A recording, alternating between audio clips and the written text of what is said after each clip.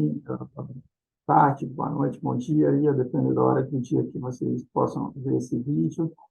Temos aqui a honra de ter conosco a Marcela Brandão Flores da Cunha, que trabalha no CAD, aqui conosco, no Conselho Administrativo de Defesa Econômica, junto com o gabinete aí do conselheiro Vitor. Né? A Marcela é mestre em Direito da Regulação na FGV Rio de Janeiro, graduada em Direito na UERJ, né, com um período de intercâmbio na Universidade de Leipzig, se eu falei corretamente, na Alemanha. Então, muito obrigado, Marcela, aí, pelo tempo aí que você despendeu aí para conversar conosco a respeito da sua dissertação, né, condutas exclusionárias, condutas exclusionárias anticompetitivas e plataformas digitais, mapeamentos e remédios. Né? Esse tipo de seminário ele faz parte da competência do Departamento de Estudos Econômicos de se aproximar da academia, né? Mas nada que nós possamos conversar ou debater aqui vai ser a posição institucional do CAD. Eu acho que isso dá mais liberdade para a gente conversar, para debater, né? É sempre uma posição individual, tanto do departamento como da própria Marcela aqui, e sempre-se à vontade aí para expor, e de novo aí te agradeço pela gentileza aí de apresentar o trabalho para a gente. Obrigado aí, Marcela. Boa tarde, Ricardo. Muito obrigada pelo convite. É uma honra e um prazer poder falar aqui hoje com você. Eu agradeço também imensamente ao DE, né, na sua pessoa, e parabenizo pela iniciativa. Eu tenho alguns slides que eu gostaria de compartilhar.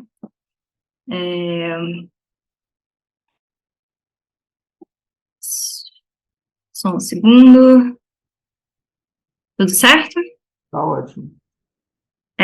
Então, antes de começar, né, como você bem comentou, eu faço aquela ressalva de que as opiniões que eu vou emitir aqui são minhas, e não representam o posicionamento do CAD como instituição. E como você também já mencionou, Ricardo, meu trabalho foi sobre condutas exclusionárias em plataformas digitais, né? Eu tinha o objetivo de identificar quais os problemas competitivos relacionados a condutas exclusionárias vinham sendo identificados pelas autoridades de defesa da concorrência em relação às plataformas digitais e quais soluções vinham sendo propostas. E com isso eu queria contribuir um pouco trazendo um retrato desse contexto, né? Para isso eu realizei um mapeamento e uma exploração de casos e também uma exploração das iniciativas de determinadas autoridades e outros entes públicos em relação a mercados digitais, à época da pesquisa, que foi desenvolvida em 2019 e 2020. Antes de adentrar, né, nesse mapeamento, eu primeiro conduzi uma revisão de literatura sobre as características das plataformas digitais, para que se compreenda um pouco melhor, né, no que elas se diferenciam em relação a outros tipos de negócios tradicionais, e, em seguida, com base nesse melhor entendimento de como elas operam, eu aponto em que contexto da sua atuação poderiam ser levantadas preocupações concorrenciais, falando brevemente, de modo geral, sobre condutas exclusionárias anticompetitivas e remédios antitruste. E aqui eu faço uma ressalva que o recorte que eu fiz é um recorte dentro da caixinha tradicional do direito antitruste, né? Ou seja, não é uma análise feita com base nesses novos paradigmas da política concorrencial que estão surgindo e que a gente tem, enfim, presenciado nesse momento ao redor do mundo. Esse era o momento, quando eu fiz, né, a minha pesquisa, em que já havia intensas discussões sobre o assunto, mas eu precisei estabelecer um recorte para o meu estudo, até porque o meu esforço era mais tentar construir um panorama do estado da arte do enforcement antitruste, ou seja, de casos de fato julgados, e não necessariamente uma exploração desses novos paradigmas.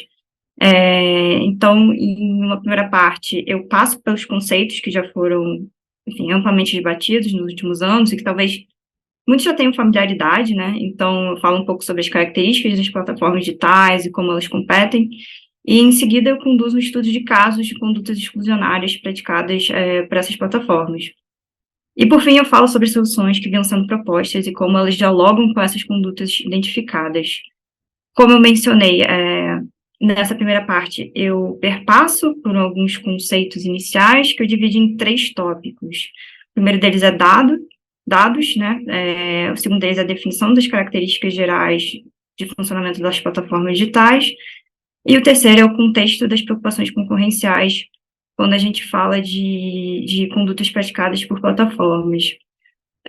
Começando com os dados, dados são relevantes para as plataformas digitais, porque elas operam em um modelo de negócios que é fortemente dependente, né, da coleta e análise e utilização de grandes volumes de dados, né? Antigamente, por conta das restrições tecnológicas, os dados eram produzidos em menor escala, em comparação com os dias atuais, e com o avanço das tecnologias e aumento das atividades digitais, gerar e coletar dados ficou mais fácil.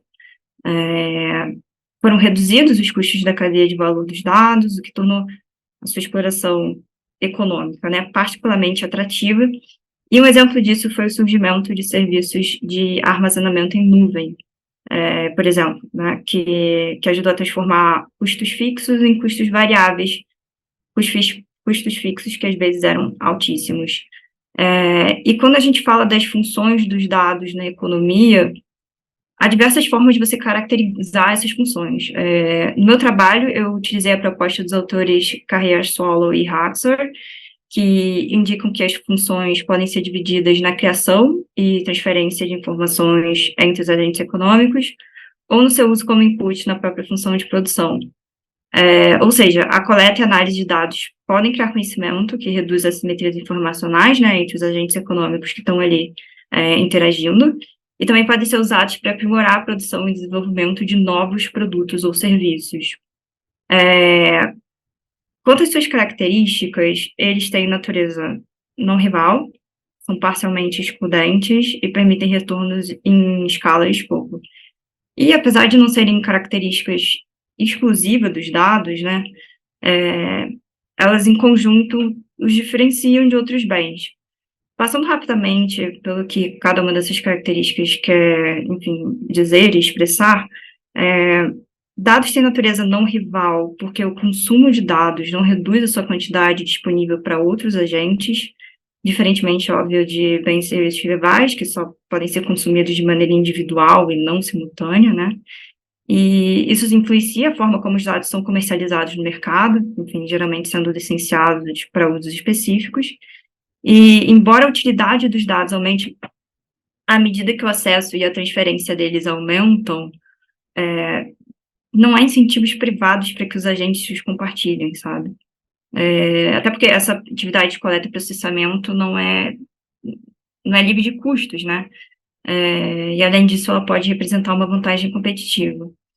E, apesar de serem não rivais, os dados ainda tinham custos relevantes, né, de duplicação e transferência, quando a gente vivia numa época mais analógica, mas com a digitalização, esses custos diminuíram bastante, e isso potencializou a possibilidade de retornos em escala e escopo na sua produção. Além disso, é importante fazer uma ressalva de que dados não são todos iguais em seu valor, eles são heterogêneos, né, em muitas de suas dimensões, tipo conteúdo, formato, qualidade, o que leva a consequências econômicas diversas a depender de como eles são usados. E, por fim, os dados podem ser parcialmente excludentes, ou seja, seu acesso pode ser limitado por restrições tecnológicas ou legais. E a compreensão dessas três características ajuda a entender alguma das decisões tomadas pelos agentes, pelas plataformas digitais, né, por esses agentes de mercado que utilizam dados de uma forma bastante intensa.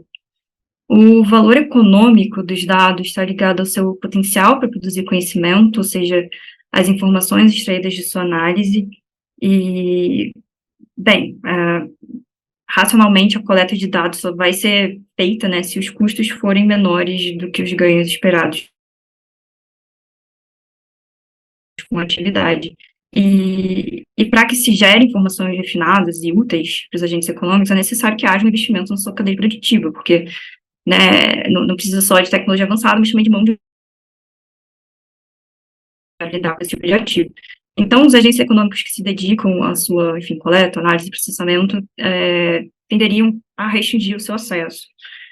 E vale ressaltar que, no contexto das plataformas digitais, é comum, né, essa dinâmica de transação de coleta de dados, e é comum uma dinâmica de transação não monetária entre titular e coletor dos dados. Ou seja, os usuários geram dados e a plataforma os coleta como parte de uma transação, né, em troca dos serviços que ela oferta com a plataforma. E esses dados normalmente são posteriormente monetizados por meio de transações realizadas com outros segmentos de clientes, tipo anunciantes. E toda essa dinâmica vai se refletir em algumas condutas adotadas pelas plataformas, né, que a gente vai ver mais à frente. Uma vez que, enfim, dado esse panorama sobre os dados e porque eles são relevantes para as plataformas, eu avanço para um segundo tópico, onde eu discuto algumas das características das plataformas em si. As plataformas como modelos de negócios, elas existem há bastante tempo, né? Não são necessariamente associadas apenas a mercados online. As plataformas não digitais, elas têm sido objeto de estudo desde os anos 50, quando se estudava, enfim, as mídias por exemplo, mídias de anúncios em jornais, né? E a digitalização, ao eliminar as barreiras físicas, né, e permitir escala, popularizou esse modelo de negócios. E, como se era de esperar, né, a definição de plataformas e a investigação de como elas funcionam também acompanharam essas transformações do offline para o online. A pesquisa sobre plataformas pela teoria econômica foca no seu papel como intermediária de diferentes grupos de clientes, e o valor criado pela plataforma, né, ao conectar diferentes tipos de consumidores, está relacionado aos efeitos indiretos de rede. Os efeitos de rede, né, no geral, eles podem ser diretos, quando a atratividade da plataforma depende de um mesmo grupo de usuários finais. Por exemplo, todos nós somos mais compelidos a usar um determinado aplicativo de mensagens, todo mundo está usando ele. Não faria sentido usar um que ninguém usasse, né? E os efeitos que ninguém usa. E os efeitos indiretos, por outro lado, né, são aqueles que esse valor é fruto da presença de diferentes grupos de usuários. Por exemplo, nas redes sociais que a gente já conhece, os anunciantes são atraídos por plataformas que concentram um maior número de usuários ou usuários que passam mais tempo, né? Tem maior engajamento. E, portanto, em mercados com efeitos de rede, as escolhas de cada consumidor afetam o valor obtido por outros consumidores. E eu apenas faço uma ressalva aqui que os efeitos de rede não necessariamente se referem apenas ao número de usuários, né? Dependendo da plataforma, eles também podem se basear, por exemplo, na quantidade de conteúdo ou no número de produtos e serviços oferecidos. Como as plataformas geralmente atuam como intermediários de dois ou mais grupos de usuários, elas buscam equilibrar os incentivos para conseguir a adesão de todos esses grupos. Isso porque elas precisam conquistar uma quantidade mínima ali, né, de colaboradores e usuários finais para ter sucesso e manter algum nível de crescimento sustentável. E os efeitos de rede têm um papel fundamental nesse processo, né, porque nas fases iniciais a plataforma enfrenta um desafio de escassez inicial,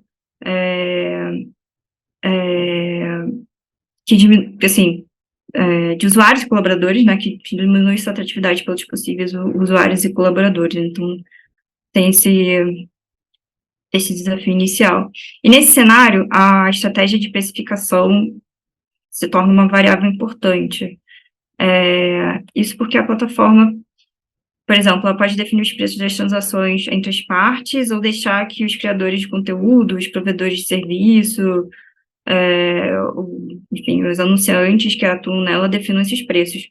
Por exemplo, a Apple permite que os desenvolvedores independentes estabeleçam o preço dos seus aplicativos na Apple Store, mas ela mesma determina os preços das músicas no iTunes, né, na iTunes Store. Então, esse tipo de escolha sobre a governança da plataforma, né, se é mais centralizada, se é mais descentralizada, também afeta o seu modelo de negócios.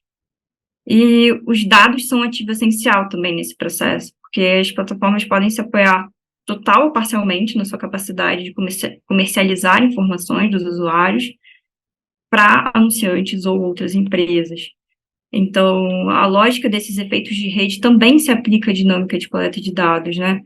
O maior número de usuários ativos gera mais informações que podem ser coletadas, processadas, que permite aprimorar os serviços e produtos e assim torna a plataforma mais atraente para outros colaboradores. E ainda que em muitos casos o acesso a uma grande quantidade de dados seja relevante para as empresas, também é importante fazer uma ressalva de que ter mais dados não significa necessariamente ter uma maior vantagem competitiva, né? Porque o valor econômico do dado, como eu já comentei anteriormente, depende mais da utilidade da informação que eles podem oferecer, ou seja, da capacidade do agente em extrair essa informação, e também da capacidade do agente em extrair essa informação, do que da quantidade de dados em si, né? Os benefícios de ter acesso a dados, por exemplo, podem diminuir à medida que a quantidade de dados aumenta, que o valor da informação adicional talvez possa diminuir. E nesse caso, os benefícios para ambos os lados da plataforma dependem do ponto em que começa a diminuir o retorno de valor, né, da coleta de dados extra. Então, se os benefícios só começam a diminuir com um grande volume de dados, as grandes plataformas podem obter vantagens competitivas nesse cenário, mas, caso contrário, pode não haver nenhuma vantagem competitiva aparente. Então, só queria fazer essa ressalva. E esses efeitos de rede, baseados na coleta, agregação, processamento, análise de informações, podem ser potencializados também pelos chamados ciclos de feedback, né? Esses ciclos podem ser divididos em ciclos de feedback de usuários, quando eles se referem ao processo de coleta e manuseio das informações produzidas pelos usuários na plataforma para melhorar a qualidade dos serviços, atendendo assim outros usuários, ou ciclos de feedback de monetização, que se referem ao uso dessas informações dos usuários para aprimorar os meios de monetização da plataforma, né? Como, sei lá, refinamento da publicidade direcionada, por exemplo.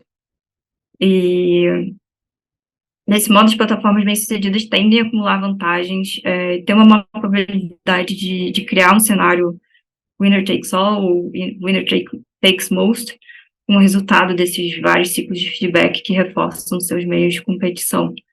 Mas isso é só, né, não é algo escrito em pedra, então, assim, temos essa ressalva. E isso se torna ainda mais provável quando os custos para o usuário usar outra plataforma, ou seja, os custos de multi-homing são altos e quando tem uma dificuldade da plataforma em diferenciar os seus produtos e serviços em relação a outras plataformas, né? E esses custos de multi-homing também podem ser altos por conta da falta de padronização, de interface, né, de programação.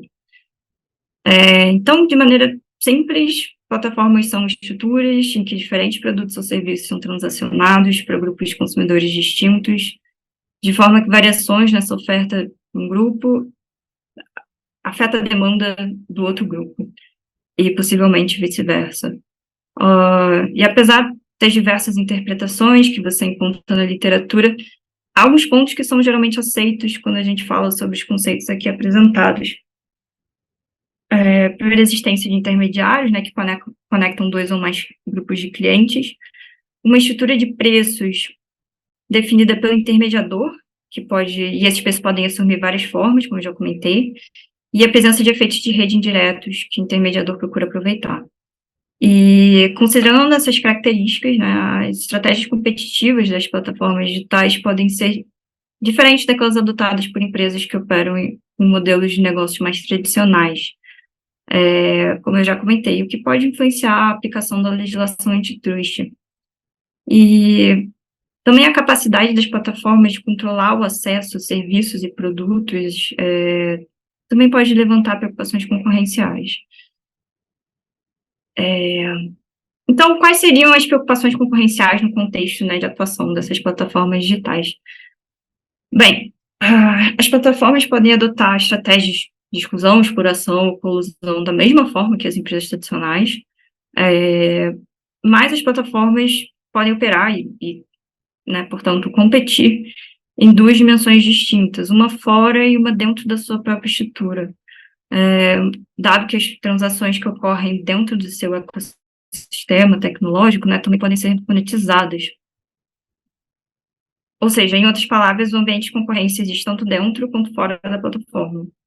E como eu já mencionei, as plataformas também operam no mercado global, sem grandes restrições de capacidade, tendo uma estrutura com fortes efeitos de rede e potencializa, talvez, seu potencial para tomar mercados, né, o tipping, e ainda e assim adquirir poder de mercado. Mas mesmo sem que ocorra, talvez, esse tipping do mercado, a capacidade de controle de acesso da plataforma pode ser suficiente para que ela consiga impor restrições unilateralmente, seja por meios contratuais ou tecnológicos. Mais para frente eu faço Marcela, só desculpa ali, né? O tipping ali você está caracterizando como, assim, se não me engano, é um ponto a partir do qual o mercado, antes ele tinha um nível de concorrência e depois passa a ter quase que condições de ter só uma empresa no mercado que domina o mercado a partir daquele ponto. Seria isso, esse tipo de conceito, correto? correto. Obrigada, Ricardo, exatamente. E alguns autores, como o próprio Hovenkamp, eles compartilham a ideia de que práticas de exclusão são mais prováveis de serem adotadas por plataformas do que outros comportamentos anticompetitivos, por conta do contexto em que elas operam, né? E essa foi, inclusive, uma razão de recorte da análise de recorte do meu estudo, né, do meu trabalho. E essas estratégias exclusionárias podem ocorrer em diferentes níveis de atuação da plataforma, por exemplo, uma camada externa, por meio de disposições contratuais e comportamentais, e em uma camada tecnológica por meio de restrições técnicas ou, enfim, decisões de governança interna da plataforma. Então, enfim, uma vez feita essa revisão de literatura sobre as plataformas digitais e qual o contexto da sua atuação levantaria, né, preocupações concorrenciais, eu entro no segundo núcleo do meu trabalho, que foi de investigar quais estratégias potencialmente exclusionárias já tinham sido levadas a julgamento até o momento da realização da pesquisa. E, para apoiar essa investigação, eu realizei um estudo de casos. O objetivo não era fazer uma análise quantitativa, mas sim um estudo exploratório mesmo dos casos envolvendo condutas exclusionárias. Para isso, eu analisei alguns casos que eu encontrei na revisão de literatura e também alguns casos que eu encontrei em bancos de dados específicos. Quando eu fui buscar, né, nos bancos de dados, eu decidi focar nos casos em que pelo menos uma das chamadas Big Four, né, que seriam a Amazon, a Apple, o Facebook e o Google, foram investigadas por potencial comportamento anticompetitivo. E, além disso, eu também incluí casos em que eu encontrei na revisão de literatura que não envolviam apenas as Big Four. Eu restringi a amostra a casos já encerrados, ou seja, que resultaram em arquivamento, acordo ou confirmação, né, de violação à legislação antitruste. E o período para a seleção dos casos foi de abril de 1976, que marca a fundação da Apple, que é a empresa, enfim, mais antiga que estava em análise aqui, e junho de 2019, que foi quando eu fiz essa pesquisa. Para os Estados Unidos, eu busquei principalmente processo judicial, né, iniciado pela FTC ou pelo DOJ, por terceiros, enfim, já que grande parte da aplicação antitruste ocorre no sistema judicial lá. Na Europa, além da Comissão Europeia, eu também incluí casos investigados pelas agências do Reino Unido, da França e da Alemanha, e a escolha dessas jurisdições foi baseada na classificação mais alta das autoridades no ranking 2018 da Global Competition Review. Os bancos de dados que eu usei para a busca desses processos foram aqueles disponíveis nos próprios websites, né, das autoridades, além do LexisNexis para procurar os casos judiciais nos Estados Unidos. E para procurar nesses bancos de dados das autoridades, eu só usei o nome das empresas, só que na LexisNexis eu combinei o nome das empresas, né, com os termos antitrust e o termo da empresa mais antitrust, empresa mais competition. Quando as quadras no Brasil, eu também tinha feito uma pesquisa no banco de dados no banco de casos, né, do CAD. Na época eu tinha encontrado só 2 casos contra o Google, mas na revisão de literatura eu encontrei 4 no total. E, para começar, né, cada resultado foi avaliado de forma preliminar, para, enfim, selecionar aqueles que eram relevantes, considerando o propósito do meu trabalho, ou seja, eu procurei casos em que pelo menos uma das empresas foi acusada em um processo judicial ou administrativo por violar as legislações de defesa da concorrência. E depois eu escolhi os casos em que havia pelo menos uma alegação, né, de prática exclusionária. eu tabelei todos esses casos e, nesse momento, eu comecei a pensar em como eu ia analisar eles. Como meu objetivo era identificar quais eram os problemas competitivos, né, relacionados a condutas exclusionárias praticadas pelas plataformas digitais, eu tinha pensado em né, quais desses problemas estavam sendo identificados, né, pelas autoridades de defesa da concorrência. Eu tinha pensado, em primeiro momento, em dividir por condutas específicas. Mas quando eu fiz essa divisão, eu percebi que ela não me ajudava muito a ter uma visão, enfim, mais holística, né, assim, do que estava acontecendo. Então, ao invés disso, eu tentei classificá-las pela estratégia que elas tinham alegadamente adotado, né? E somente depois eu divido, de fato, pelas condutas específicas. Então, eu consegui identificar as seguintes estratégias. Primeiro seria restringir que os concorrentes tenham acesso a consumidores ou fornecedores, ou distribuidores, né, de uma plataforma, limitar o acesso à plataforma, restringir o acesso a dados e explorar dados de forma anticompetitiva. Eu faço uma ressalva aqui que os casos que eu encontrei podem se enquadrar em mais de uma dessas classificações ao mesmo tempo. Sobre essa primeira estratégia, né, de restrição do acesso de concorrentes a consumidores ou fornecedores e distribuidores, essa estratégia pode assumir diversas formas, como, enfim, acordo de exclusividade, venda casada, outros acordos entre concorrentes que estão conectados verticalmente na cadeia de produção. Alguns casos também demonstram que essas estratégias podem ser implementadas por meios tecnológicos. Um exemplo disso é o caso do Google Shopping, né, que foi considerado pela Comissão Europeia como uma prática excludente. E por meio dessas condutas, as plataformas podem oferecer tanto um tratamento preferencial para seus próprios produtos, ou mesmo adotar práticas que prendem, né, os fornecedores ou distribuidores da sua plataforma. E aqui eu faço mais uma ressalva muito importante, né, do que eu estou falando e do que eu vou falar no resto daqui da minha apresentação.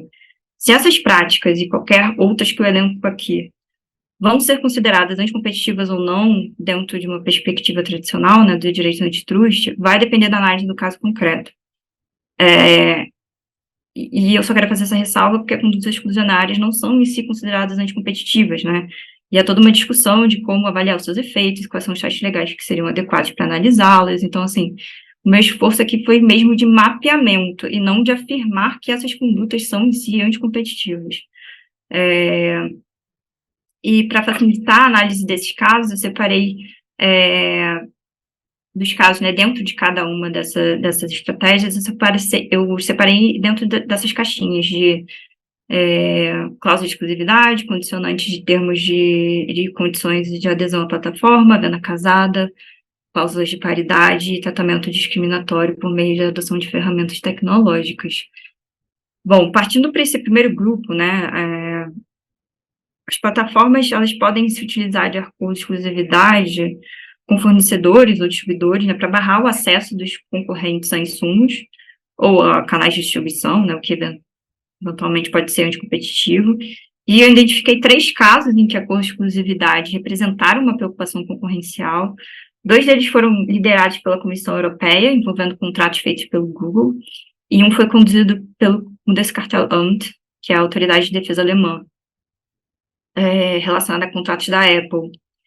A primeira investigação estava ligada ao serviço de publicidade do Google, o AdSense. A Comissão Europeia concluiu que o Google abusou da sua posição dominante ao impedir que os concorrentes competissem no mercado de intermediação de publicidade. O Google tinha começado a incluir, né, cláusula de exclusividade em seus contratos em 2006, que impediam editores de publicar anúncios de concorrentes do Google nas suas páginas. A partir de março de 2009, o Google começou a trocar esses requisitos de exclusividade por cláusulas de posicionamento premium, que exigiam a reserva do espaço agentável nas páginas dos anúncios do Google, e também exigia a aprovação prévia para qualquer alteração, né, na forma como os anúncios dos concorrentes eram exibidos. E, como resultado dessas práticas, a Comissão Europeia concluiu que ele tinha prejudicado a concorrência e aplicou uma multa de 1,4 bilhão de euros para a empresa. No segundo caso, a Comissão Europeia examinou os contratos do Google com fabricantes de smartphones, e nesse contrato tinham várias imposições, né? Primeiro, o Google exigia exclusividade na pré-instalação do Google Search, ou seja, somente o Google Search poderia ser pré-instalado nos dispositivos. Segundo, o Google forçava também a pré-instalação de seus aplicativos de navegação e de pesquisa como condição para licenciar a Play Store.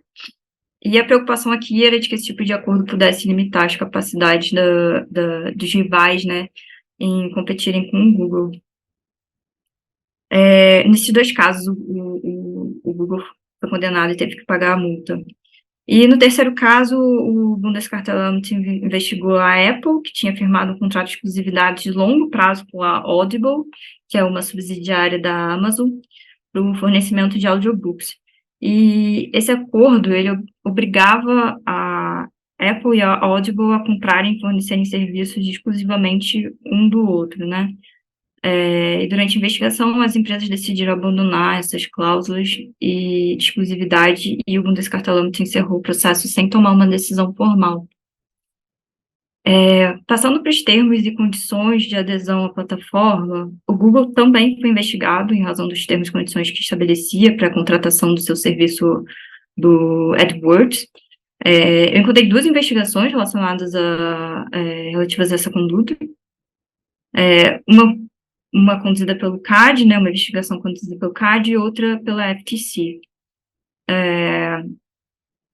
Antes de eu falar da conduta em si, eu acho importante explicar que os anunciantes que utilizam essas plataformas de publicidade, né, há um gasto ali de recursos para a preparação dos anúncios, né, tem que incluir palavra-chave, informação de preço, segmentação do público. E depois que um anunciante insere essas informações necessárias, né, para criar a campanha, a plataforma envia de volta aos anunciantes os dados para que eles avaliem a eficácia, né, da campanha. E essas plataformas de publicidade fornecem as APIs, né, aos anunciantes, para que eles possam otimizar automaticamente essas campanhas de publicidade. O CAD começou a investigar o Google a partir de uma denúncia da Microsoft, de que o Google estava limitando a capacidade dos seus clientes de usar plataformas de anúncios concorrentes, e de acordo com a Microsoft, o Google tinha imposto essa limitação por meio das cláusulas dos termos e condições da API do AdWords. O CAD concluiu que não tinha cláusulas, que as cláusulas não eram anticompetitivas, não havia nada que impedisse explicitamente concorrentes de usarem outras plataformas. Também avaliou os custos de transferir, né, os anúncios de uma plataforma para outra, e não encontrou nenhuma evidência de que fossem proibitivos. E ela também verificou que era muito comum no mercado os anunciantes veicularem anúncios em plataformas diversas, né, ao mesmo tempo. A mesma questão foi examinada pelo FTC nos Estados Unidos.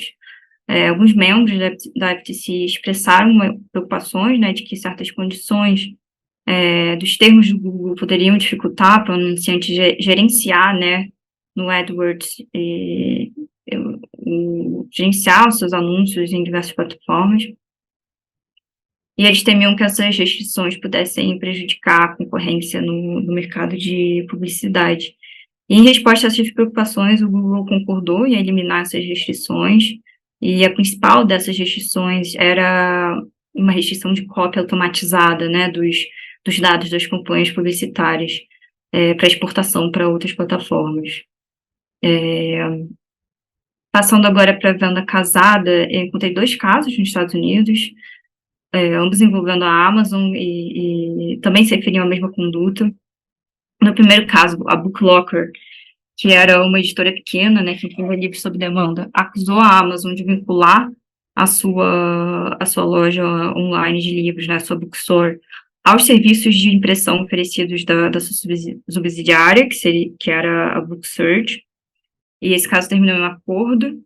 No segundo caso, mesmo contexto, mas a decisão foi favorável à Amazon, porque, enfim, teve prescrição, né, era um processo judicial. Também há casos que lidam com aquelas chamadas cláusulas de nação mais favorecida, ou cláusulas de paridade.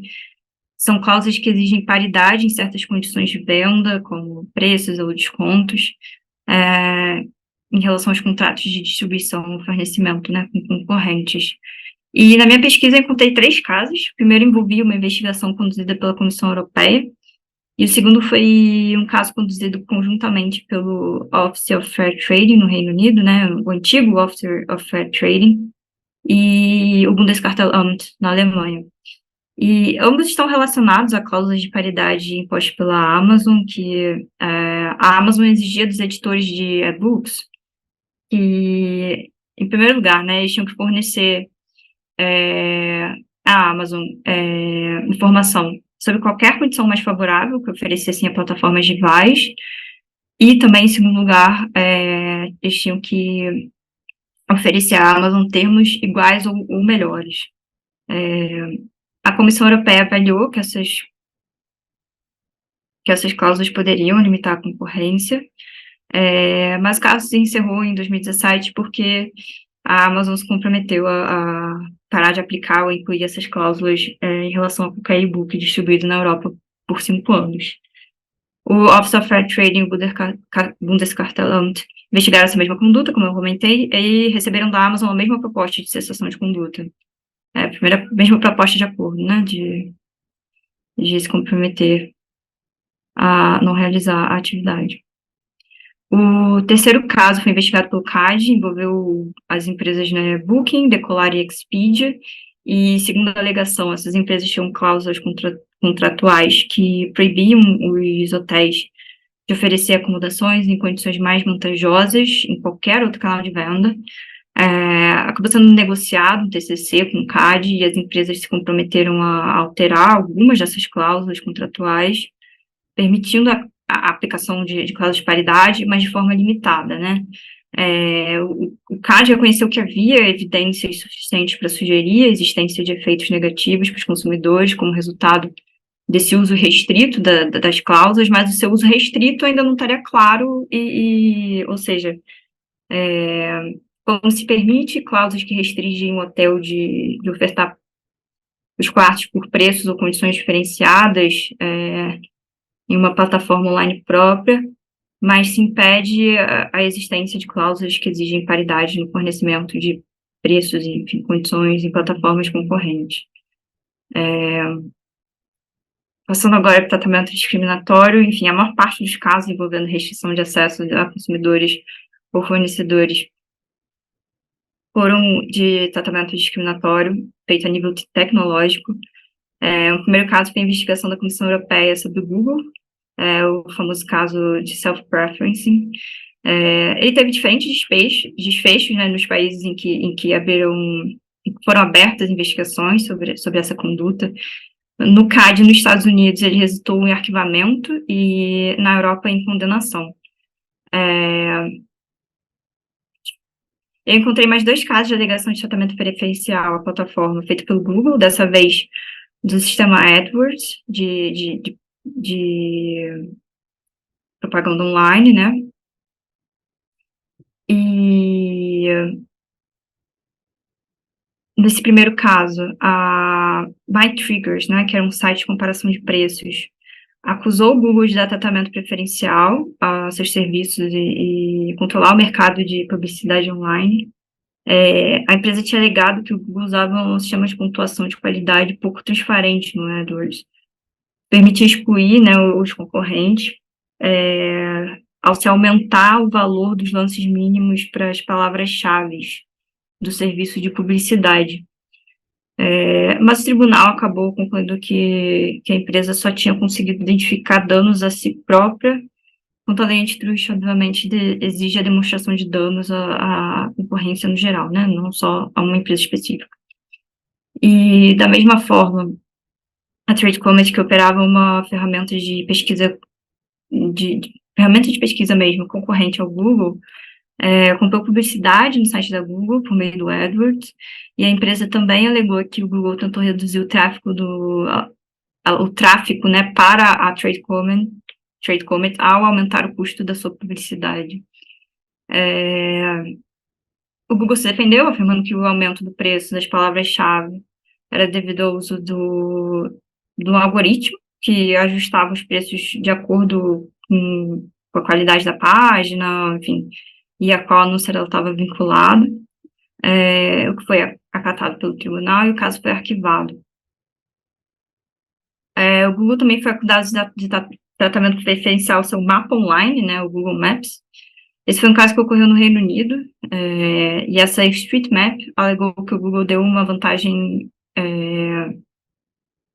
inadequada, injusta, né, ao Google Maps sobre outros provedores de mapas online, quando ele posicionou uma miniatura do aplicativo no topo da página de resultados de pesquisa do Google, igual ao Google Shopping, mas a alegação foi rejeitada.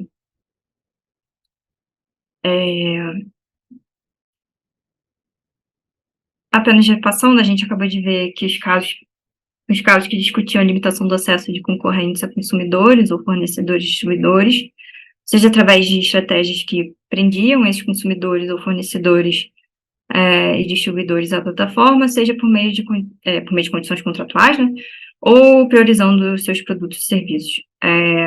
Agora eu separei os casos em que foram feitas alegações de restrição de concorrentes a produtos ou serviços oferecidos pela própria plataforma. E aqui entra aquela discussão de plataforma como um unavoidable trading partner, ou simplesmente um agente detentor de um espaço comercial, um espaço de troca que seria mercadologicamente muito relevante. E essa limitação de acesso à sua própria plataforma, à sua própria infraestrutura, ocorre normalmente quando ela compete em mercados, quando a plataforma, né, compete em mercados ajusante a montante ao mesmo tempo. E todos esses casos aqui envolvem alguma forma de alegação de restrição de acesso à plataforma em si, seja na forma total ou em relação aos termos em que esse acesso é concedido.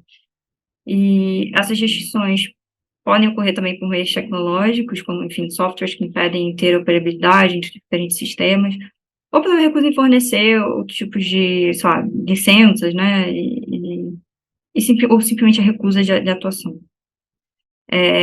As condutas questionadas variam, e eu dividi elas em recusa em negociar, acordos verticais, no geral, e tratamento discriminatório. Sobre a recusa em negociar, as preocupações realmente surgem quando as plataformas também competem com seus próprios parceiros comerciais, né, em um mercado downstream. Naquele caso antigo da Microsoft, por exemplo, os casos começaram com uma alegação de que a Microsoft se recusava a fornecer informação de interoperabilidade necessária para operar no sistema do Windows. Normalmente são casos com esse tipo de teor. O primeiro caso que eu elenquei aqui envolve restrições contratuais.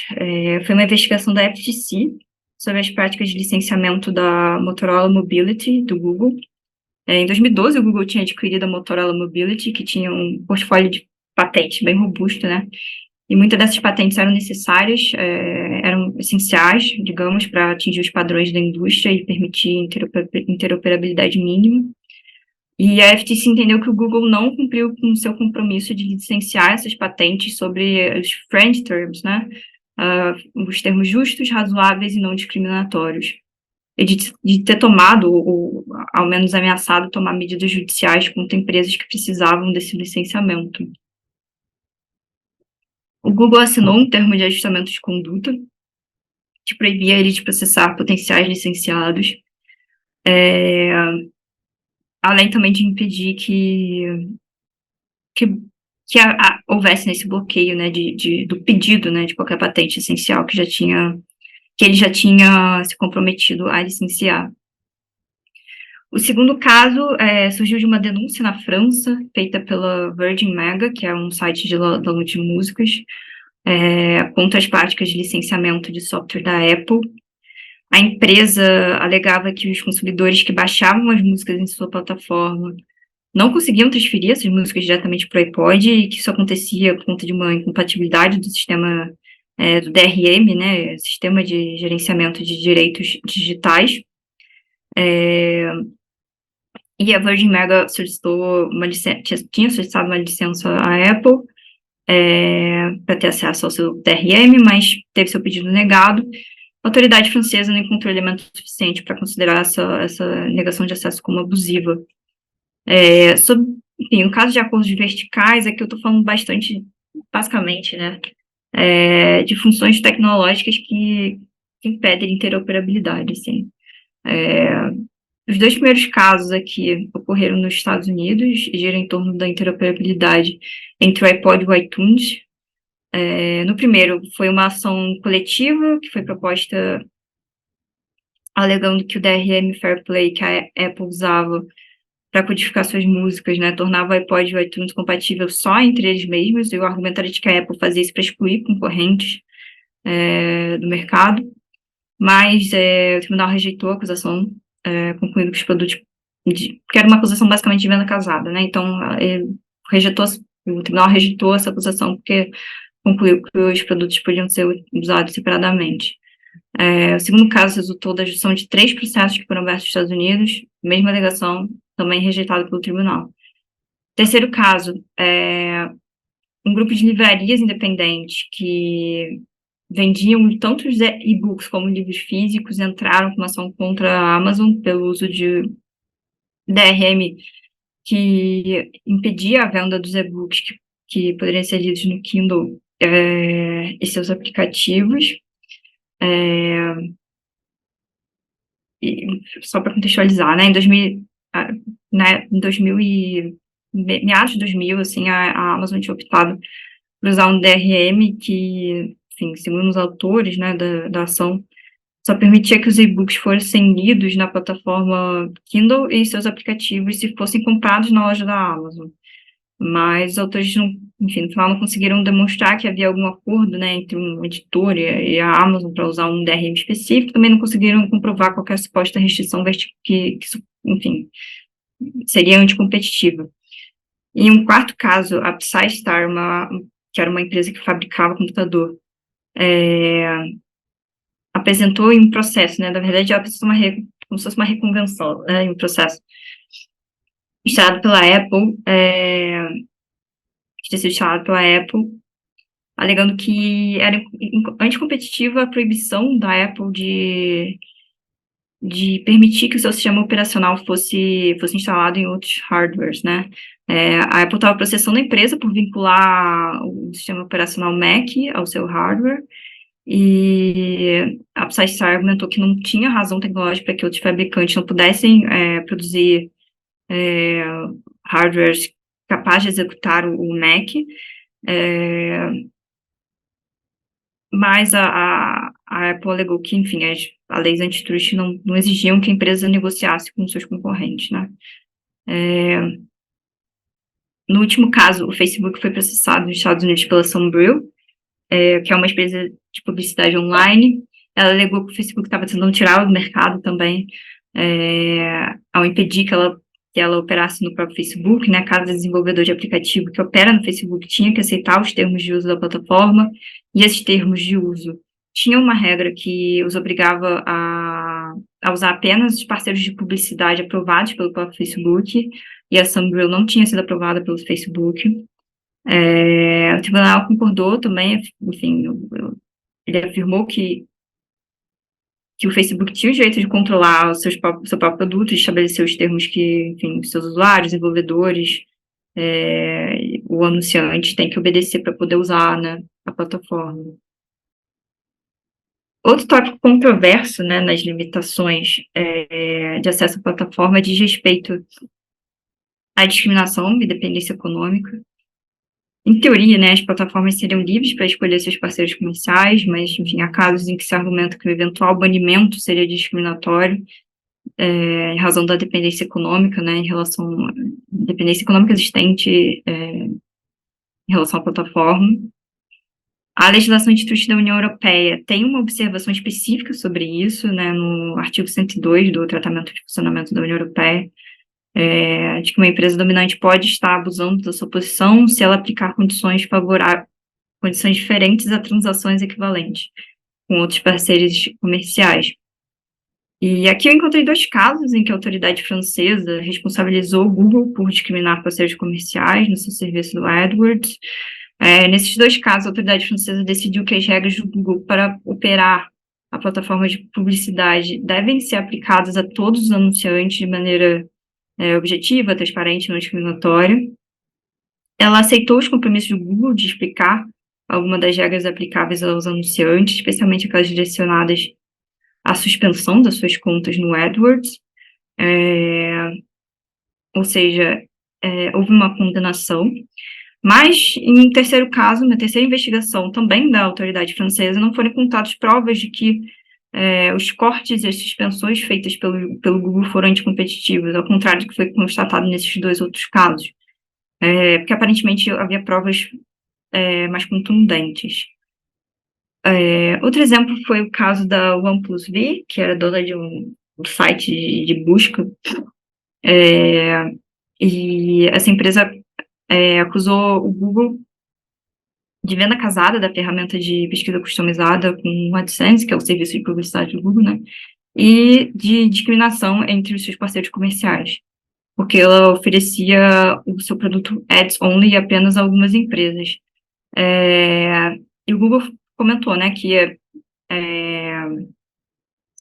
ela permitia a contratação do serviço Ads Only de forma desassociada somente algumas empresas por questão de segurança. Empresas que cumpriam determinados requisitos de segurança poderiam adquirir o AdSense separadamente, ou seja, poderiam adquirir somente o Ads Only. E a autoridade francesa entendeu que não teve tratamento discriminatório, porque a empresa não tinha fornecido qualquer prova de que ela tinha solicitado esse acesso apenas ao Ads Only, sabe? É importante ressaltar também que tratamento discriminatório tem uma interpretação diferente nos Estados Unidos, né, em comparação à Europa. Nos Estados Unidos, o Robinson-Patman Act, ele proíbe a discriminação de preços nas vendas para distribuidores em posições iguais, quando é feita a redução da concorrência, mas só existir o tratamento desigual não é suficiente para identificar uma violação. Seria necessário provar, de fato, dano à concorrência e uma relação de causa e efeito, né? Esse caso da DreamSign versus Google nos Estados Unidos é um exemplo disso. A DreamSign tinha acusado o Google de fazer acordos discriminatórios com outras empresas de imagens, como a Shutterstock e a Getty Images. Ele alegou que o Google estava dando melhores resultados de pesquisa a essas empresas, e o tribunal entendeu que as leis antitrust não exigiam que o Google use os mesmos termos comerciais com todos os seus contratos. Agora eu passo para um terceiro grupo de estratégias, que seria a restrição de acesso a dados.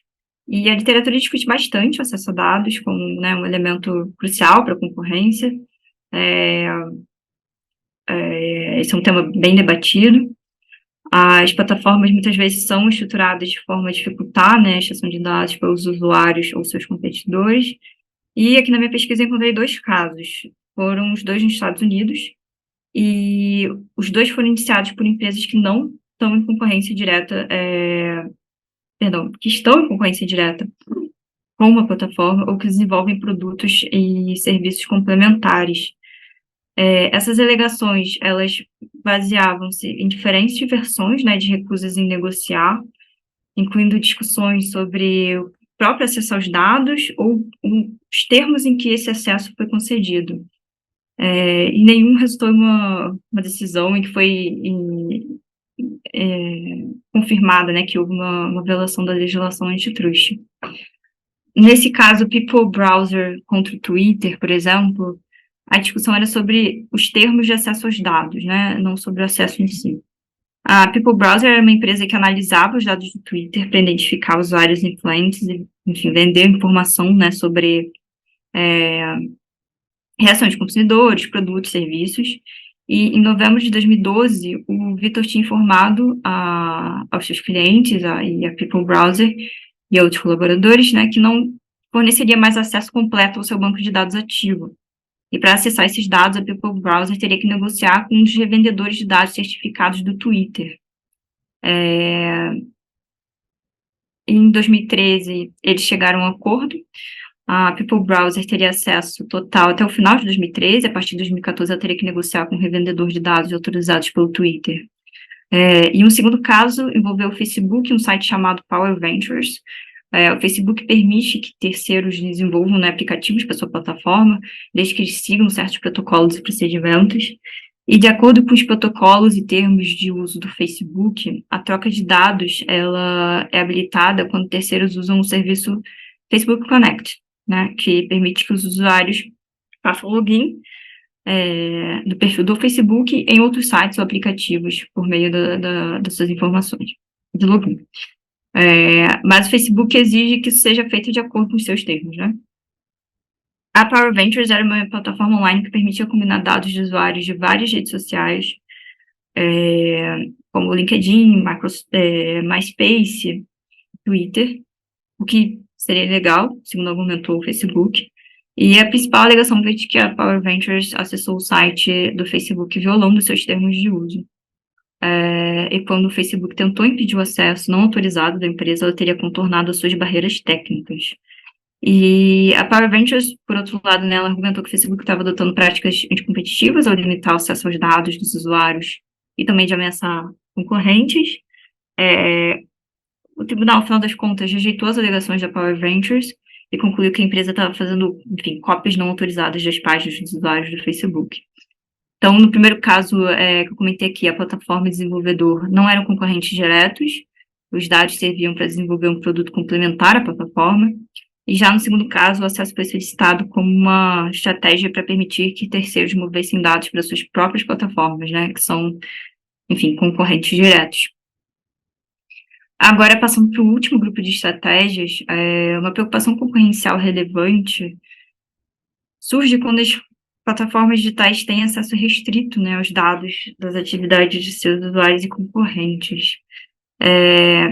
Essa conduta envolveria uma lógica de exploração, primeiro, seguida de exclusão.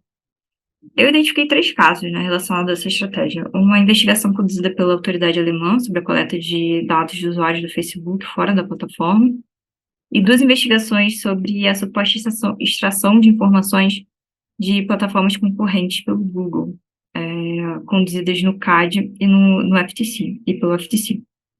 Esse primeiro caso foi uma investigação do Bundeskartellamt, foi um caso bem famoso, na época causou bastante buzz, sobre a atividade do Facebook de coletar informações dos usuários por meio de sites terceiros, né, sem consentimento expresso dos usuários, e a autoridade alegou que essa conduta prejudicava a concorrência por 2 motivos principais. Primeiro, violava as regras de proteção de dados, o que faria com que o Facebook tivesse uma vantagem competitiva injustificada em relação aos seus concorrentes, fortalecendo a sua posição dominante no mercado. E, em segundo lugar, a violação poderia ser considerada um abuso excludente, já que o Facebook coleta informações inacessíveis aos concorrentes e usa essas informações para inibir a sua operação, enfim, aumentar barreiras à entrada. A decisão do Bundeskartellamt foi contestada e o Superior Tribunal Regional de Düsseldorf não considerou a conduta como anticompetitiva. Um outro caso relacionado ao uso anticompetitivo de dados foi analisado pelo CAD. O CAD, a controladora dos sites Buscapé e Boticário, fez uma denúncia contra o Google, né, alegando que a empresa estava praticando scraping ao copiar o conteúdo de anúncios, de review de anúncios, de produtos para utilizar na sua própria plataforma, para utilizar na sua própria plataforma de comparação de preços, que era o Google Shopping, mas o CAD entendeu que o conjunto probatório era insuficiente para comprovar, enfim, a ocorrência de uma conduta anticompetitiva, apesar da possibilidade teórica, né, de que o scraping pudesse configurar uma prática anticompetitiva.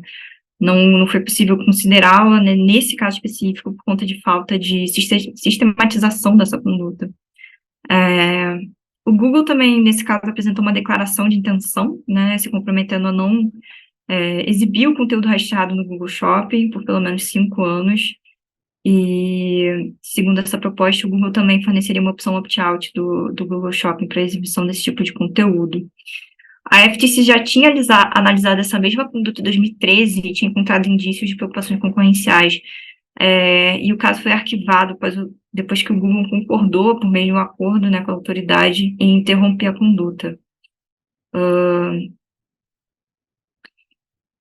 Agora eu passo para o último núcleo do meu trabalho, né, que são as propostas de remédio antitruste que vinham sendo feitas na época que eu fiz a pesquisa.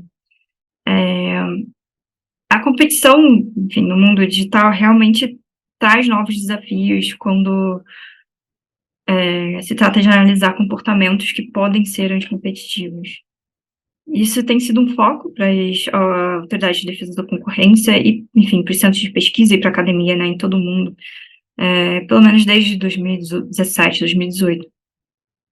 Isso vem provocando questionamentos sobre a eficácia dos métodos tradicionais de análise que a gente usa. E esses estudos e propostas que estavam e ainda estão, né, sendo feitos, discutem a possibilidade de se usar ferramentas regulatórias não tradicionais para políticas de defesa da concorrência, e eles geralmente são apresentados como complementos à atuação antitruste, né? A ideia é que a política de defesa da concorrência não precisa ser a única a carregar o fardo de, enfim, conter comportamentos anticompetitivos, né? Podendo, enfim, ser utilizadas outras ferramentas para alcançar esse objetivo. Mas a questão principal é como, né? Como se faz isso. Eu selecionei, à época, as iniciativas relevantes, considerando, enfim, os objetivos específicos do meu trabalho. E para selecionar os documentos, eu considerei se eram relatórios finais e não meramente preliminares, focados na dinâmica da concorrência em mercados digitais e que apresentavam uma análise de remédios antitruste.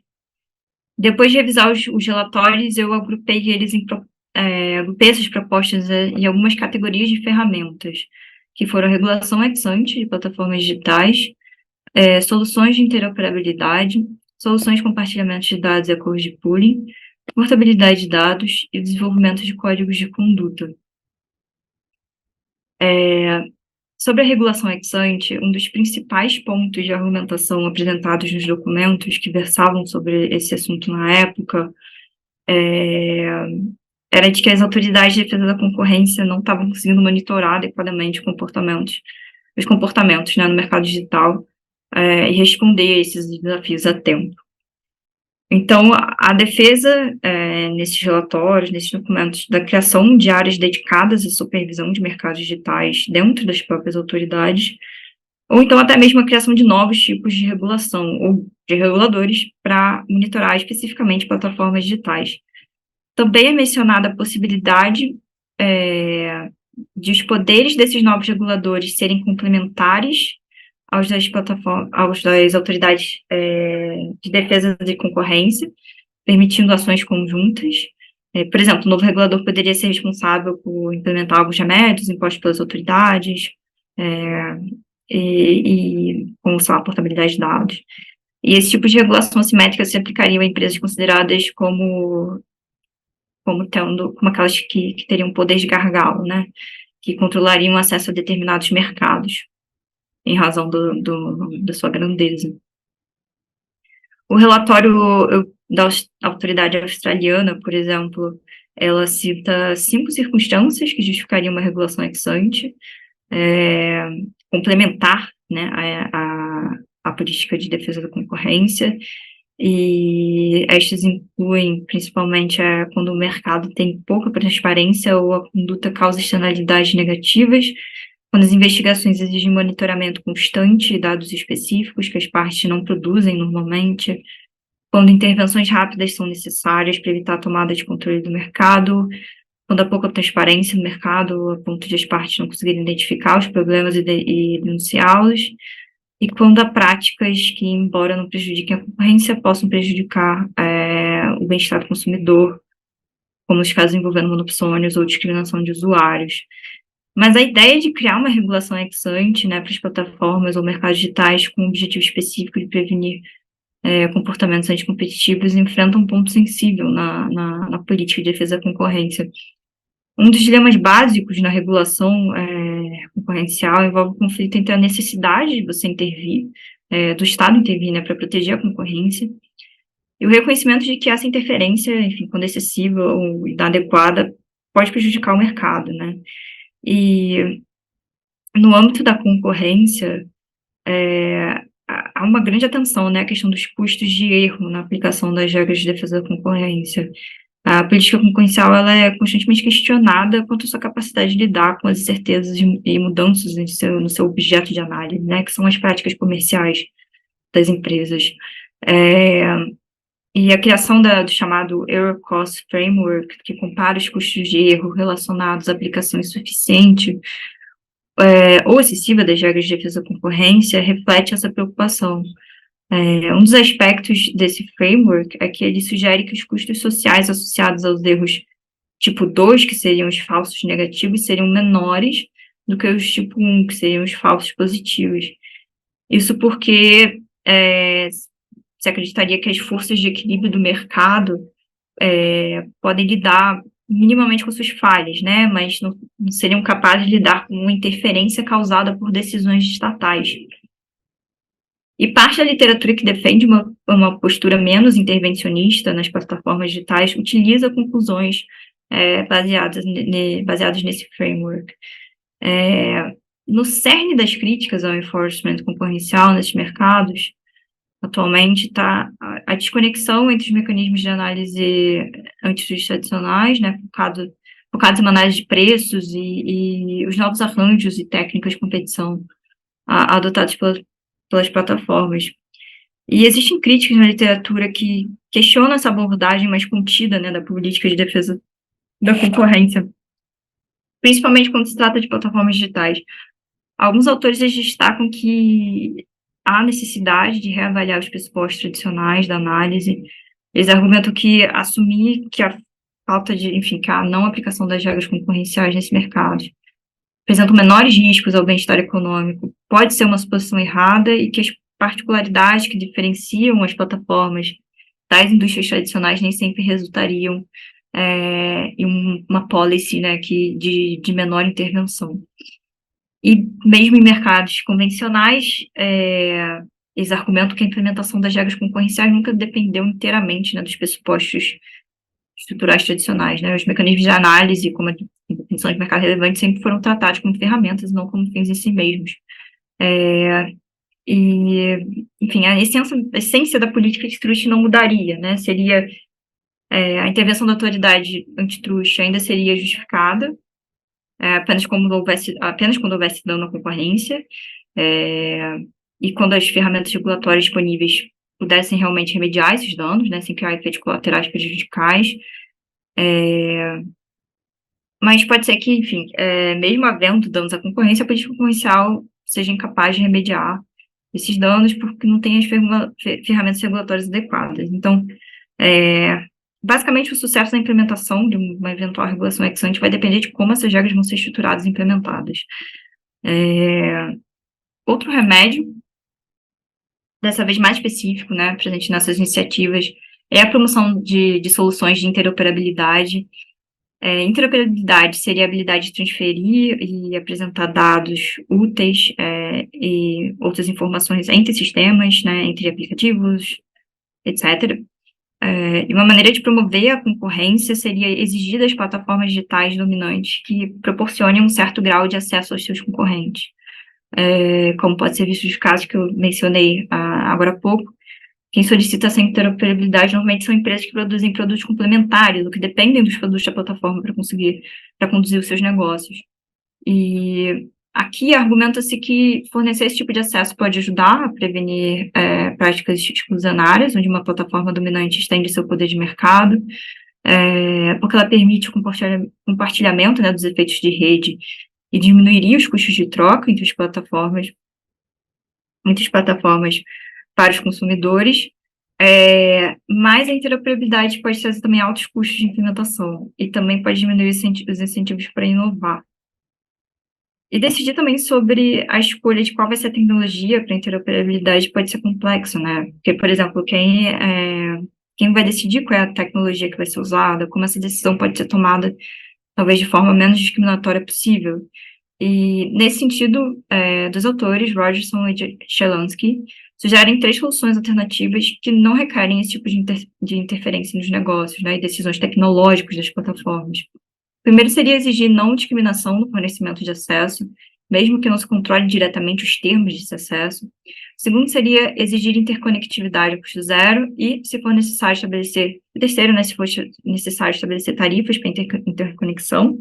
O regulador poderia exigir que as partes que não chegaram a um acordo sobre essas tarifas aceitem uma arbitragem para definir um preço de acesso justo.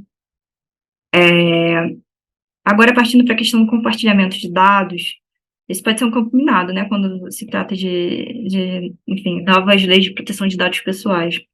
Ainda que se considere o compartilhamento de dados como possível remédio, isso se torna particularmente delicado quando envolve a divulgação de dados pessoais dos consumidores. Isso pode causar atritos, né, entre as leis de defesa da concorrência e as normas de privacidade, especialmente quando se exige o acesso à divulgação de informações dos consumidores batidos por plataformas digitais, né, como forma de restaurar a concorrência.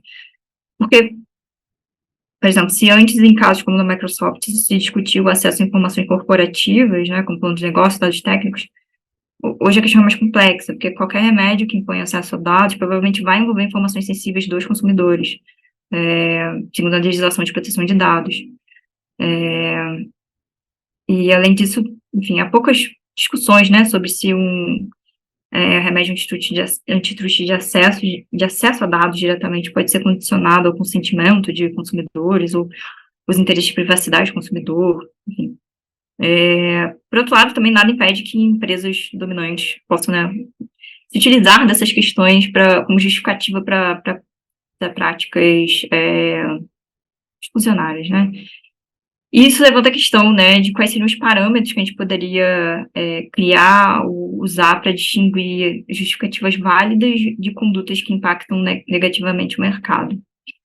E esse compartilhamento de dados, ele pode ocorrer na forma de uma entrega direta ou através de acordos de pooling. E o tipo de dado agrupado influencia como o pool é avaliado, né, em termos de concorrência e, consequentemente, como pode ser utilizado, como um acordo de pooling pode ser utilizado como remédio. Dependendo dos dados compartilhados, o pool pode ser competitivo ou anticompetitivo, né, porque o tipo de informação que está sendo agrupada é essencial para fazer essa avaliação. Tipo, dados brutos sobre um determinado mercado podem ser agrupados, talvez não teriam problema, mas, enfim, inferências extraídas pelas empresas a partir desses dados podem gerar preocupações concorrenciais. Já sobre a portabilidade de dados, em alguns relatórios, como o relatório de 2019 da Comissão Europeia, sobre política de defesa, sobre política de concorrência para a área digital, a portabilidade é vista como uma ferramenta potencial para lidar com questões concorrenciais de acesso.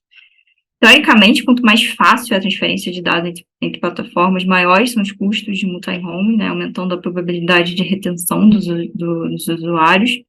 Isso poderia prejudicar a concorrência, com uma eventual redução dos incentivos para desenvolver novos produtos, inovar, já que os usuários tenderiam a ficar na mesma plataforma. Mas a forma como a portabilidade de dados é tratada na regulação da privacidade e nas políticas antitruste pode ser diferente, né? Na política de privacidade, a portabilidade de dados se aplica apenas a dados pessoais e se estende universalmente, né, a todas as empresas em todos os mercados. E na política antitruste, a portabilidade de dados seria apenas em casos específicos, né, para estimular a inovação e a concorrência.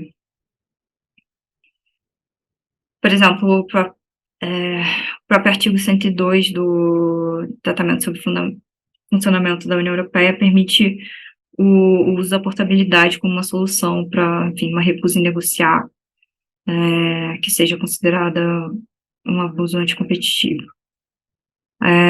Mas a portabilidade pode ter diferentes impactos da concorrência, dependendo dos diferentes modelos de negócio das plataformas, né? E se o mercado relevante de análise envolve produtos e serviços complementares ou substitutos. Também vai depender muito de como é aplicado esse remédio no caso concreto. Por fim, a gente tem os códigos de conduta, né, o protocolo antitrust. No relatório do Reino Unido, Unlocking Digital Competition, de 2019, uma das recomendações para garantir a concorrência elencados foi a criação de códigos de conduta. Esses códigos esses códigos teriam a finalidade de estabelecer regras mais claras, né, e mais facilmente aplicáveis, que delimitassem os comportamentos anticompetitivos dos mercados digitais, em complemento à fiscalização antitruste. Isso daria mais clareza às empresas, inclusive às grandes plataformas, né, ao invés de se pautar unicamente em julgamentos antitruste, que podem ser complicados de aplicar em casos específicos. Um exemplo de tal iniciativa ocorreu na Austrália, e após o relatório Digital Platforms Inquiry, né, emitido pela ACCC, que é a autoridade australiana, o governo australiano introduziu um código de conduta obrigatório para gerir a relação entre empresas de mídia e plataformas digitais. Isso aconteceu por conta do reconhecimento de um desequilíbrio nos poderes de barganha, e o relatório australiano tinha várias recomendações, né, e uma delas era o desenvolvimento de implementação de um código voluntário para lidar com essa questão. A tentativa com base na colaboração não foi bem sucedida, então o governo decidiu implementar um código de conduta obrigatório. Embora, enfim, essas questões democráticas, né, sobre o acesso à informação estivessem no cerne da questão na iniciativa australiana, a ideia de usar códigos de conduta é considerada uma alternativa nesses relatórios para fiscalização antitruste. Então, fazendo, enfim, um mega resumo do que eu falei aqui, eu encontrei o seguinte panorama, né? Primeiro, plataformas digitais conectam e facilitam transações entre diferentes grupos de usuários e extraem valor dessas interações, coletam, processam e usam grandes volumes de dados, são estruturadas de forma a aumentar o seu valor a cada novo usuário agregado e utiliza tecnologia da informação para implementar esses recursos e reduzir os custos de transação. E devido ao contexto em que elas atuam, as condutas fusionárias são uma preocupação concorrencial. Explorando os casos que eu encontrei na minha pesquisa, eu os agrupei de acordo com algumas estratégias. A primeira delas é a restrição de acesso de consumidores, de competidores a consumidores ou fornecedores de distribuidores. Em relação a esses, houve acordos e condenações nos casos em que a plataforma digital impôs condições mais favoráveis aos seus próprios serviços ou produtos por meio de acordos de exclusividade, discriminação por arranjos tecnológicos, cláusulas de paridade e termos e condições de adesão à plataforma. Quanto à restrição do acesso à plataforma em si, houve condenação ou acordo nos casos houve condenação e acordo, né, nos casos em que a plataforma digital se recusou a licenciar patentes consideradas essenciais e discriminou entre seus consumidores. Quanto à restrição do acesso a dados, foi encontrado um caso em que foi firmado um acordo entre as partes, em que a plataforma digital tinha restringido o acesso a dados a um colaborador que desenvolvia um produto complementar ao serviço ofertado pela plataforma. E quanto à exploração anticompetitiva de dados, houve acordo em um caso em que a plataforma digital copiou conteúdo concorrencialmente relevante de um concorrente, né, para uso na sua própria plataforma. E é interessante notar que os remédios adotados pelas autoridades para a solução desses casos foram comportamentais, incluindo, enfim, a concessão de licenças, a suspensão de cláusulas contratuais consideradas anticompetitivas, o fim da discriminação tecnológica e o fim do tratamento discriminatório, né, ajustando as regras internas da plataforma. E acho que muito do que eu encontrei nessa minha pesquisa foi fruto do fato de que as discussões que a gente está vendo hoje, né, que são muito mais avançadas, né,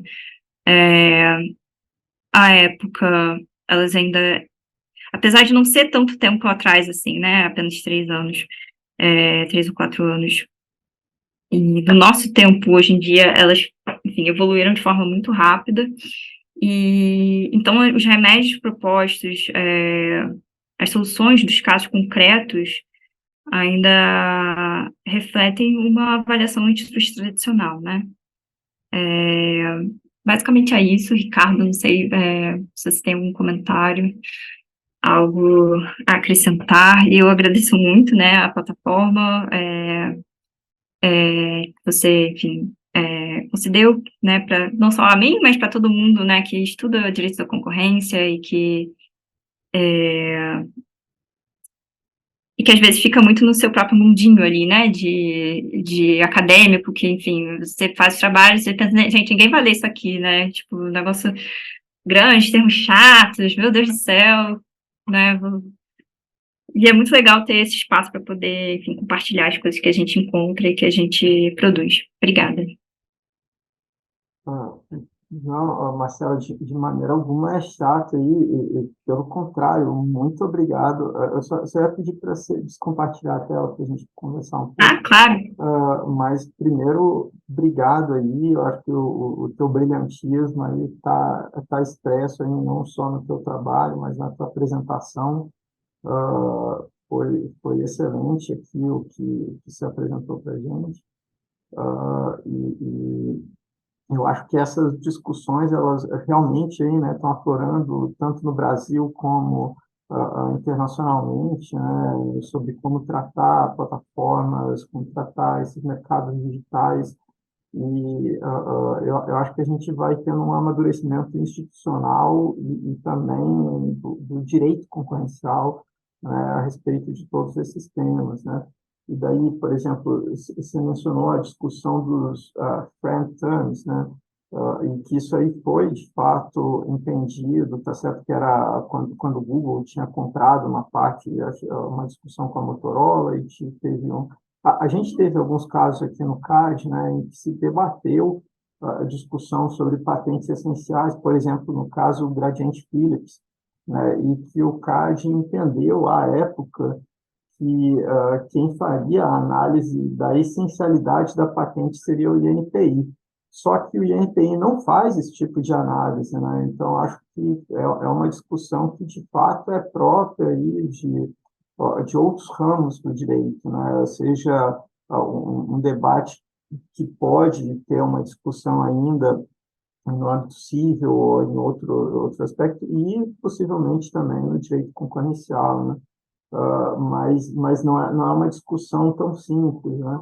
E a mesma coisa quando a gente olha para um debate que teve aqui também no TCP Ericsson, Sony Ericsson, né, que se debatia se a empresa que adquiria o chip da Qualcomm, que já tinha pago, né, os direitos de propriedade intelectual, poderia, caso houvesse de novo uma venda ali, se poderia ter uma exaustão ali do direito de propriedade de patente, ou se esses friend terms aí poderiam ser aplicados, se haveria uma discussão. Então, quando a gente vê em outras jurisdições tendo um debate desse aqui, eu acho que pelo menos nesse tipo de discussão a gente ainda precisaria evoluir um pouco mais, até porque nos Estados Unidos, no Japão, você vê que quando a empresa ela faz esse tipo de declaração que ela vai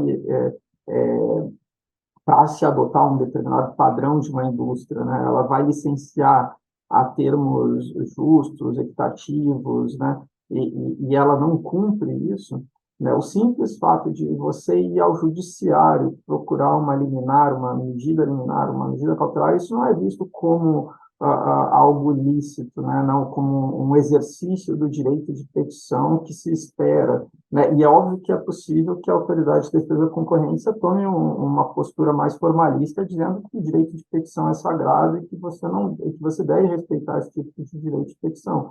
Mas quando tem esse tipo de debate a respeito de patentes, de novo, esse é só um caso, né? Você cita aí, eu acho que muito de maneira muito didática, uma série de casos envolvendo essas plataformas e como esses casos eles são distintos ou têm essa distinção, né? Desde o início ali da sua apresentação, você fala como que as plataformas elas são distintas dos mercados tradicionais, né? Seja porque a gente não deve olhar simplesmente os custos marginais elevados, como você vê em outros, você tem uma análise de custo ali, né, e produção muito grande, aqui você tem toda a discussão, né, que você levanta dos loopings de feedback, que você pode ter nas plataformas, você tem uma série de outras coisas que torna e intensifica uma série de questões quando a gente está olhando para mercados digitais, né?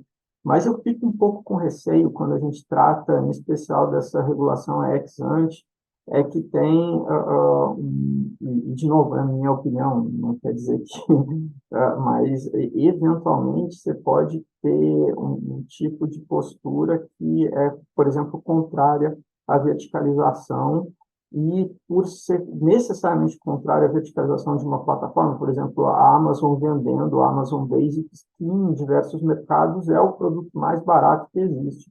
Ao se negar esse tipo de possibilidade, né, da plataforma ser verticalmente integrada, eventualmente os consumidores podem sofrer algum tipo de pressão de preço para cima, podem ter elevações aí nos preços, e daí esse tipo de debate vem também a reboque aí, como da redefinição de objetivos do direito concorrencial, e há quem diga que você tem que olhar para fairness e não só para preços, outras coisas, mas é um efeito que deva se esperar, é um momento que você impede os produtos mais baratos de chegarem aos consumidores, né, isso é um custo, né, que a gente teria que pagar a respeito de um fairness que eu não sei bem em que medida isso destoaria tanto e seria tão justificável a ponto de a gente esquecer parte aí do que seria tradicionalmente defendido no direito antitrust, que seria olhar caso a caso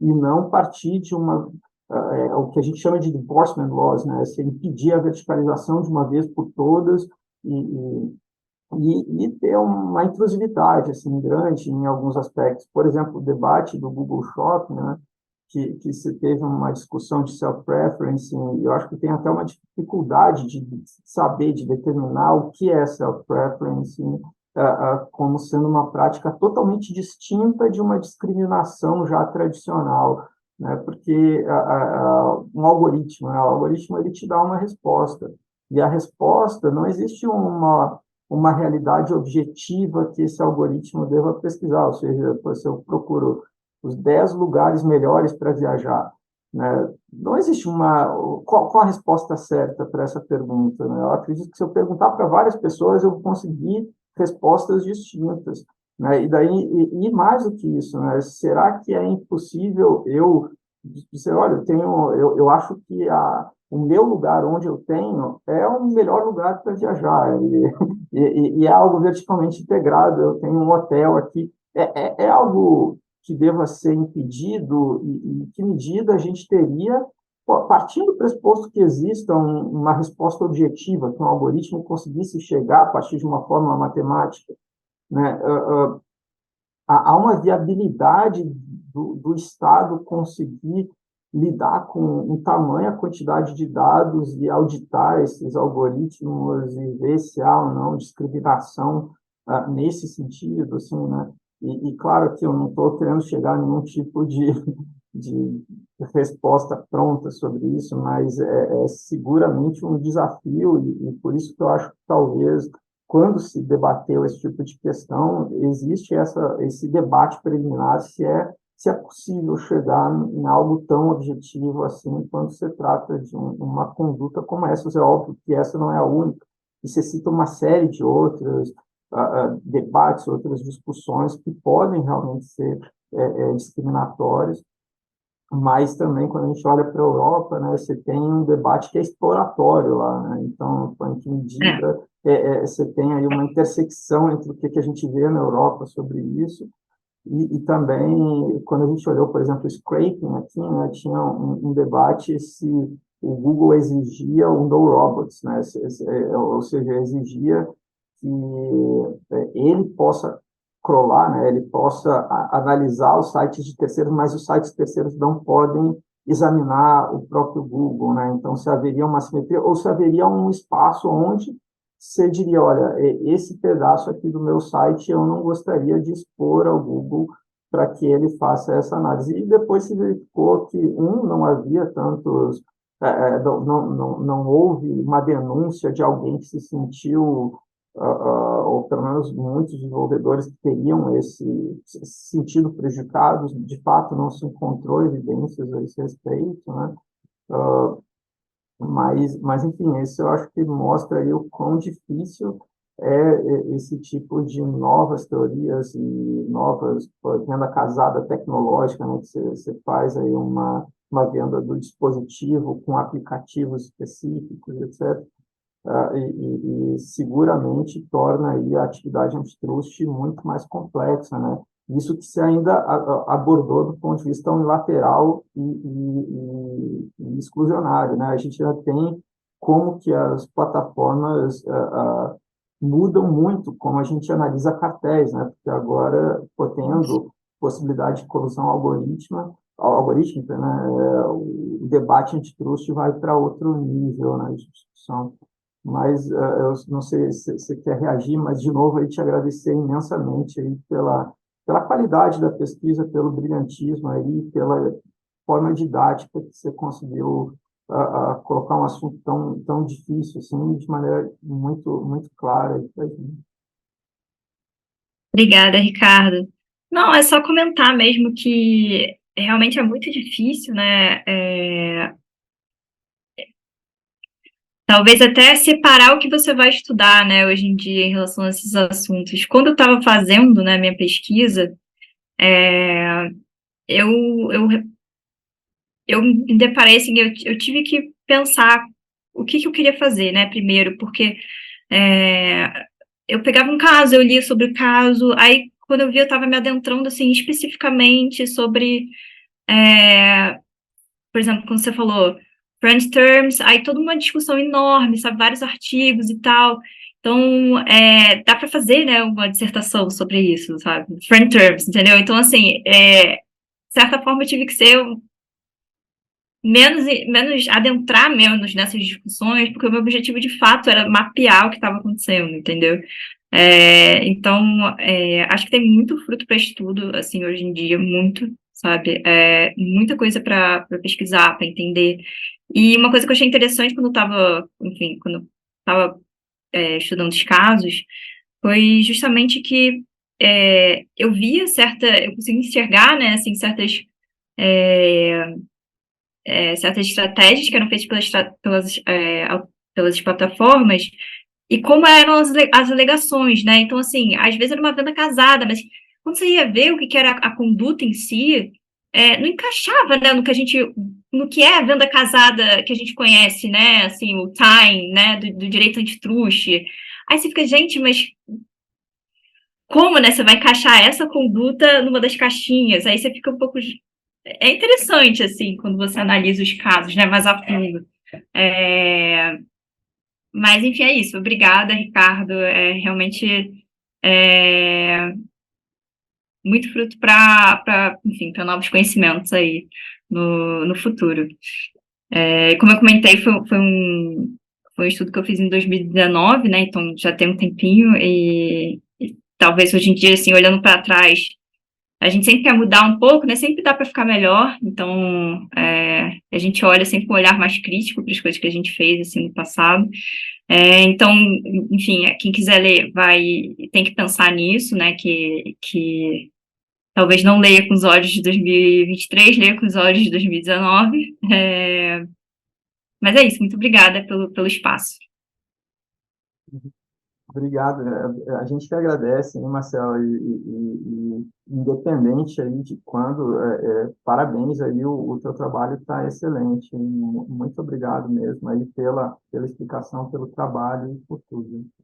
Tá bom? E deixamos aqui o DE também de portas abertas para eventuais novas pesquisas e discussões aí que se entenda aí também que seja relevante. Tá bom? Obrigada, Obrigadão, Ricardo. hein? Até Tchau, mais. tchau.